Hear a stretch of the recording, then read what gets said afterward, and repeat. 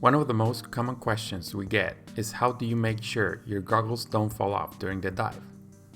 Well, here are 3 tips that can help. Your goggles fall off because they create resistance with the water and it pushes them back. So, the first thing, and perhaps the most obvious, is to tighten the strap.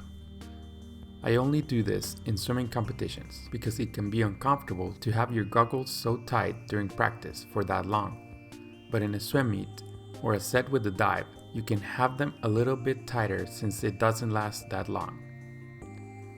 Sometimes the water pulls your goggles from the bands because they create a little more drag. To fix this, put your goggles on before you put your swim cap.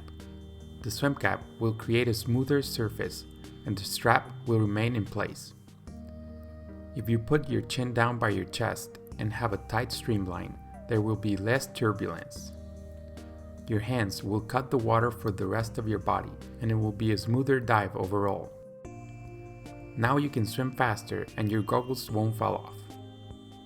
However, let me remind you that even Michael Phelps' goggles can malfunction. In the 2008 Olympics, on his way to 8 gold medals, his goggles didn't fall off, but they got filled with water, so he couldn't see, but he will never let a piece of plastic get in his way.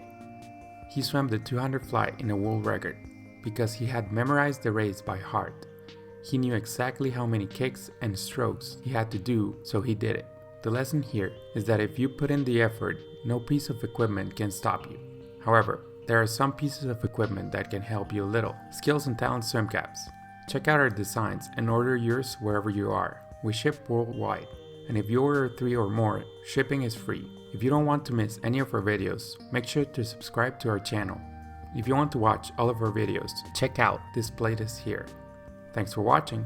See you next time. Swim fast.